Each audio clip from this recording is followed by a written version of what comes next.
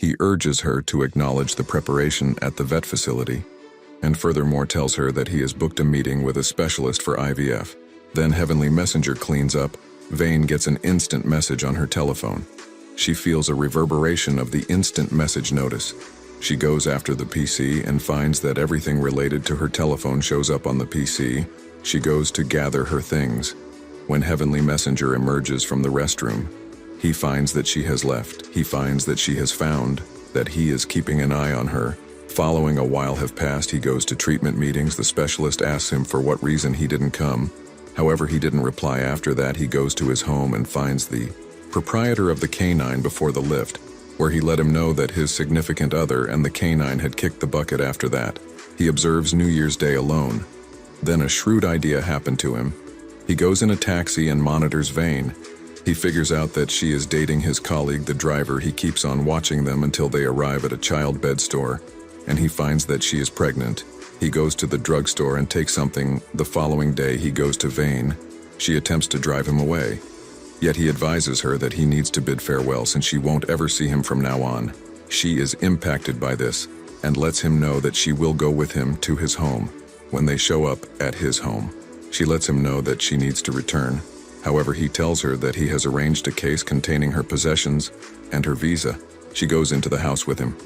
He tells her that he will make tea for her. She denied and requested that he carry her things to go. He shocks her with an inquiry. Did you love somebody? She gets confounded and asks him where her things are. He lets him know that her things are in the room. Close to the bed, she goes into the room and he takes a stylish infusion and follows her. He infuses her and she swoons when she recaptures cognizance. She finds that she is restricted with ropes. He plays a heartfelt melody, "I can always remember you." Then he shuts the entryway and takes her telephone. He hears voice messages with her sweetheart. Then he goes to a lake and composes an instant message to him. "I'm sorry, Ricardo, I can't have this child." Then he tosses the telephone in the lake and returns home.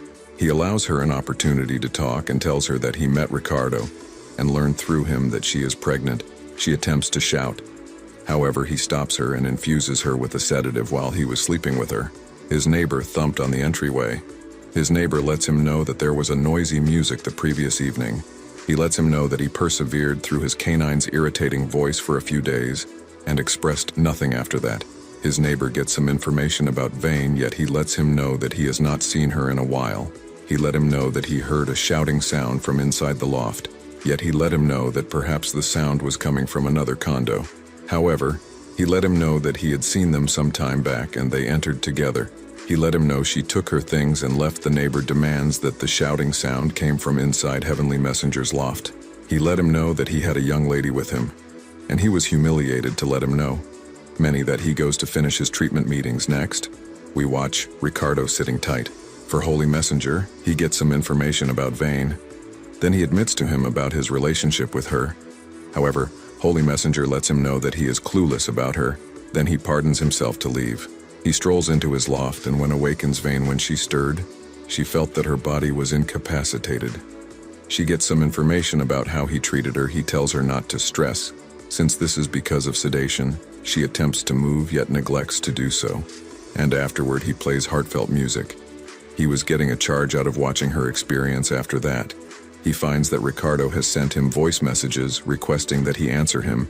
He compromises him that he will call the police on the off chance that he doesn't respond to him while having supper.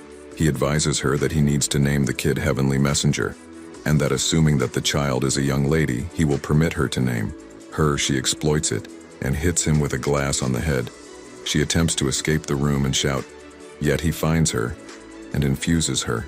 His neighbor thumps on the entryway and lets him know that he will call the police since he ensured that Vane was the one shouting. He gets some information about the reason for the injury in his mind, so Holy Messenger requests that he come in to see what's going on for himself. He finds Vane on the ground and tells her that he will call the police. However, Heavenly Messenger cuts him. Vane was stunned by everything she saw then. Heavenly Messenger considers somebody and says to him that he really wants his assistance when the individual shows up. He gives him cash and gold in return for cleaning the spot. To be sure he is completing the man of the structure. Sooner or later, the police come to Heavenly Messenger to ask him a few inquiries. They get some information about his relationship with Vane. He lets them know that she was his significant other and that they used to live respectively.